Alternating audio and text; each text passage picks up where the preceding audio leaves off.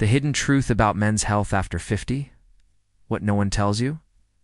I'm a urologist and pelvic surgeon. Today, I'm going to be sharing with you the hidden truth about men's health after 50 that no one really tells you. If you're new here, I am a urologist, and I talk about all sorts of things affecting urologic health, bladder conditions, sexual health, and so much more. So make sure if you like what you see, you share this with your friends. So many people reach the age of 50 and they feel great. They don't really have any issues or problems. But unfortunately, after 50, there are lots of changes that happen in the body that affect your health and your quality of life. So today I'm going to explain exactly what those are. No. One is testosterone. So testosterone is a hormone that is made by the testicles, but it's also made by your body fat. So the problem is that after 50 we see a decline in testosterone levels because you lose muscle mass. Muscle mass happens because of just aging, but also because you lose testosterone. And then that leads to decreased libido, decreased energy, decreased strength, and even decreased motivation.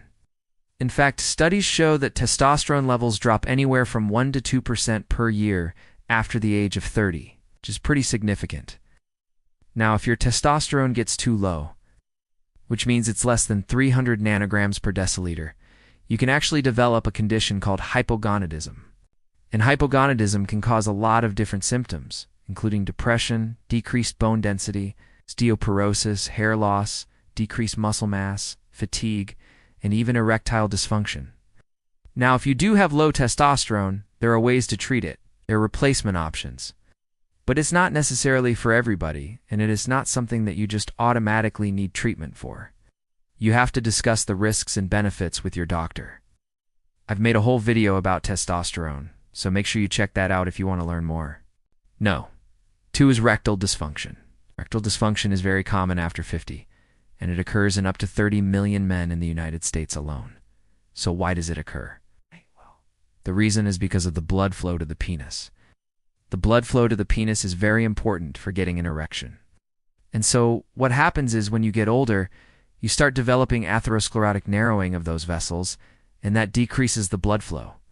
In addition, you lose muscle tone, particularly in the pelvic floor, and that can also cause difficulty getting erections. Finally, there are certain hormones that have been shown to affect erectile function, including testosterone, which I already mentioned, prolactin, which is usually elevated with age, and also dopamine, which is a neurotransmitter that's involved in pleasure and reward, and that can also decrease with age. And this can lead to erectile dysfunction. I've mentioned this before, but it's actually the most common sexual complaint that men have seen in urology clinics.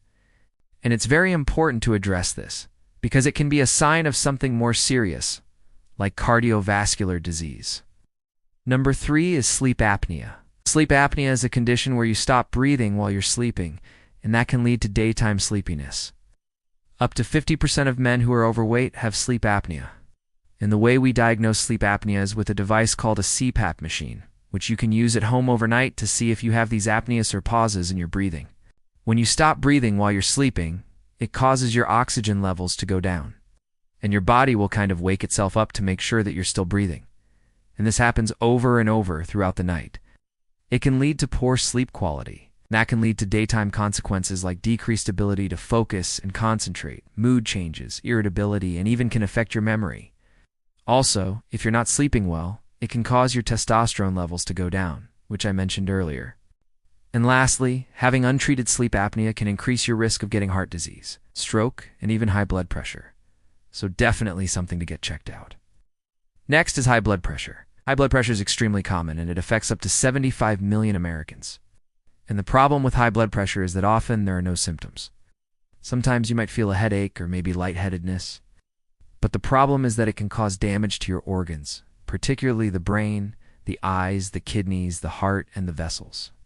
And the way we diagnose high blood pressure is by checking your blood pressure routinely at the doctor's office. However, it's important to know that blood pressure can fluctuate throughout the day. And sometimes you can be white-coated, meaning you go to the doctor's office and your blood pressure is normal. But when you check your blood pressure at home, it's abnormal. So it's really important to check your blood pressure both at the doctor's office and at home and keep a log of your blood pressure readings. If you find that you have high blood pressure, there are many things you can do to help improve it. I made a whole video about that, which you can check out. But essentially, you want to make sure that you eat healthy, low-sodium foods, increase your physical activity, maintain a healthy weight, and limit alcohol intake. No. 5 is vision problems. So after 50, you may notice that you're starting to need reading glasses because you develop something called presbyopia, which is basically farsightedness.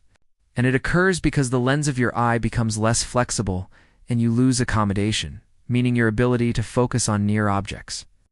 You may also notice that your eyes are getting drier, and this is because the oil glands in your eyelids make less oil, which results in evaporation of the tears on the surface of your eyes, leaving them feeling dry and scratchy. You may also notice that your peripheral vision starts to narrow, and this is because of something called glaucoma, where there is damage to the optic nerve due to high pressure inside the eye.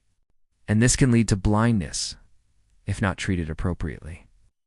So it's really important to get regular eye exams to check your visual field, which is your peripheral vision, and also check your intraocular pressure, which is the pressure inside your eye, to make sure that you don't develop glaucoma.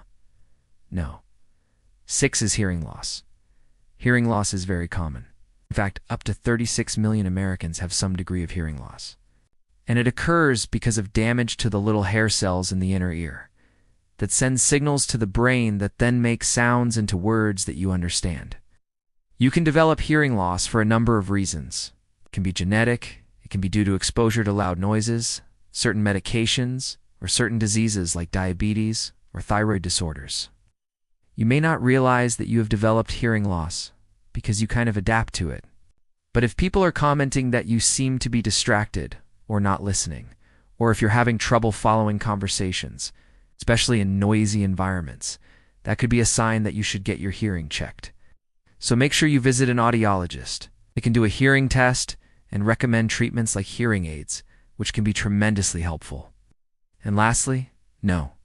7 is oral health. So what we find is that as people age, they tend to have more and more dental problems. This is because the gums can recede, causing the teeth to become loose. And this can also lead to bone loss in the jawbone, making the teeth even more loose. In addition, the tissues around the mouth can become drier, leading to irritation and inflammation. And this can make eating and talking very painful. In addition, people who have dentures may have difficulty chewing and speaking properly, which can lead to malnutrition and social isolation. So how do we prevent all this? Well, first and foremost, good oral hygiene is key. So make sure you brush your teeth twice a day, floss daily, and visit your dentist regularly for cleanings. If you do develop gum disease, which is the primary reason for losing teeth, it can actually be prevented with good oral hygiene and treatment by your dentist. And you also want to maintain a healthy diet, limiting sugars and processed foods, because those can contribute to tooth decay and gum disease. Well, I hope you guys found this helpful. As always, remember to take care of yourself because you're worth it.